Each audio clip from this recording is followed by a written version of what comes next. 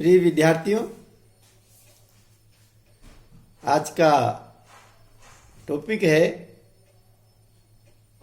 केंद्रीय सचिवालय। सचिवालय नाम से ही स्पष्ट है कि कार्यकारिणी यानी कि एग्जीक्यूटिव पार्ट को परामर्श एवं सहायता प्रदान करने के लिए सचिवालयों की स्थापना की जाती है। इन सचिवालयों का काम मंत्रिमंडल व सरकार के कार्यों को नीतिगत मामलों में परामर्श एवं सहायता करना होता है। इस दृष्टि से सचिवालय सरकार की कार्यों में मुख्य भूमिका का निर्वहन करते हैं। मंत्रिमंडल अर्थात कैबिनेट नीति निर्धारण करने वाली अर्थात कानून बनाने वाली सर्वोच्च संस्था है। इसे परामर्श देने के लिए दो प्रकार के स्टाफ अभिकरण पाए जाते हैं: मंत्रिमंडल समितियां और दूसरा है सचिवालय। सचिवालय के भी मुख्यतः तीन रूप हैं। भारत में सचिवालय के मुख्यतः तीन रूप हैं। पहला केंद्रीय सचिवालय, सेकंड मंत्रिमंडलीय सचिवालय और थर्ड प्रधानमंत्री सचिवालय। इसकी अवधारणा सचिवालय शब्द से तात्पर्य है सचिवों के कार्यालय से। जब आईएएस या बड़े बड़े अधिकारी सचिव बन जाते हैं तो वो सचिवों का जो कार्यालय होता है, जहां सचिव बैठते हैं, उसे सचिवालय कहा जाता है। अर्थात सचिवालय शब्द से तात्पर्य है सचिवों के कार्यालय से, जो मंत्रियों को प्रशासनिक कार्यों में आवश्यक सहायता एवं निर्देशन प्रदान करते हैं। इसलिए भारतीय प्रशासन को विभिन्न मंत्रालयों और विभागों में विभाजित किया गया है, जो मिलकर केंद्रीय सचिवालय कहलाता है। अब आपको स्पष्ट रूप से समझ में आ गया होगा कि केंद्रीय सचिवालय में सारे मंत्रालय और सारे विभाग शामिल हैं और इनको परामर्श देने का कार्य केंद्रीय सचिवालय करता है। इन सब से मिलकर एक सेंट्रल सेक्रेटेरिएट का निर्माण होता है, जिसमें केंद्र सरकार के समस्त मंत्री, समस्त मंत्रालय और समस्त विभागों का समावेश होता है। इस दृष्टि से केंद्रीय सरकार, केंद्रीय सचिवालय एक दृष्टि से प्रशासनिक सरकार मानी जाती है। अब हम इसकी गहराई में जानने की कोशिश करेंगे कि इसका उद्भव, सचिवालय प्रणाली का उद्भव और विकास कब से माना जाता है। यह प्रशासनिक संगठन का मस्तिष्क है, जिसके आदेश संपूर्ण देश में प्रचलित होते हैं।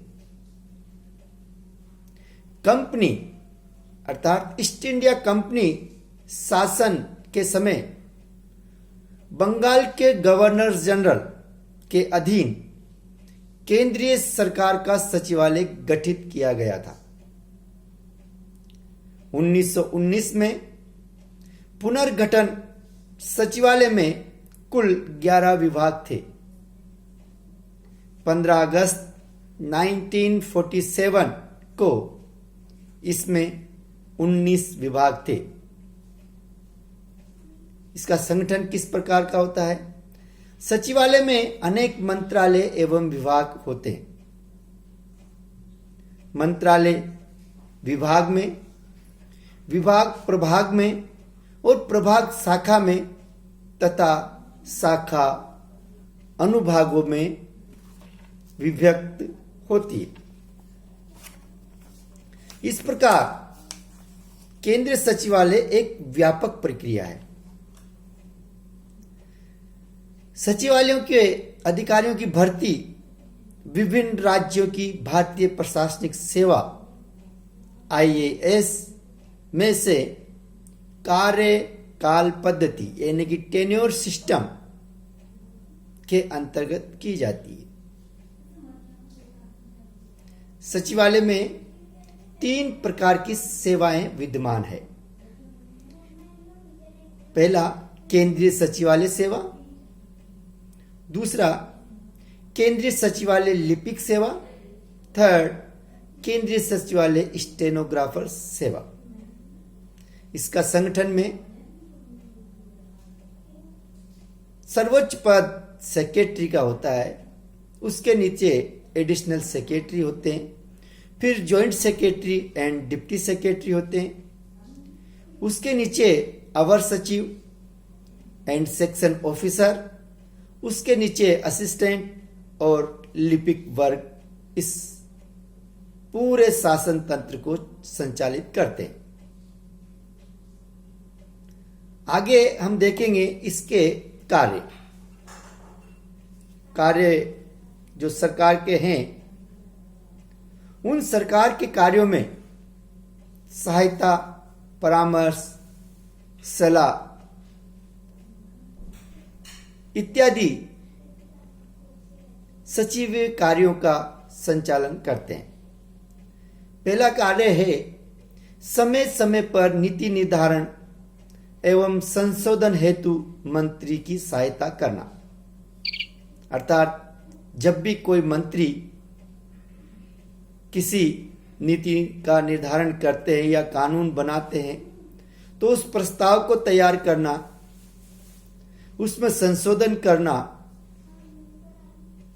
उसके लाभ और हानियों के बारे में मंत्री को अवगत कराना, ये सारी जिम्मेदारी केंद्रीय सचिवालय की होती है। सेकंड, नियम, विधान और विनियम तैयार करना। किस प्रकार से शासन प्रक्रिया संचालित होगी, उनके नियम, विनियम और विधान का निर्माण करना, यह भी केंद्रीय सचिवालय का मुख्य कार्य है। थर्ड, क्षेत्रीय कार्यक्रम और योजनाएं तैयार करना। भारत के विभिन्न हिस्सों में विकास एवं कल्याण की अनेक योजनाएं संचालित होती है। उस क्षेत्रीय कार्यक्रमों का रूपरेखा तैयार करना, उनका संचालन करना, मूल्यांकन करना एवं उनके निष्पादन के साथ साथ योजनाएं तैयार करना, ये मुख्य कार्य केंद्रीय सचिवालय का होता है। नेक्स्ट है कार्यपालिका विभागों तथा क्षेत्रीय अभिकरणों द्वारा निर्मित नीति के क्रियान्वयन का पर्यवेक्षण एवं मूल्यांकन करना।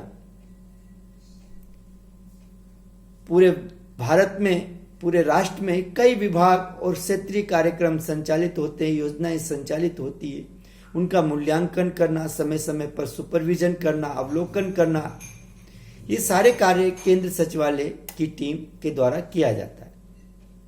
नेक्स्ट है मंत्रालयों या विभाग का बजट तैयार करना तथा व्यय पर नियंत्रण करके समन्वय स्थापित करना, क्योंकि बजट के बिना कोई भी प्रशासकीय कार्य संभव नहीं है।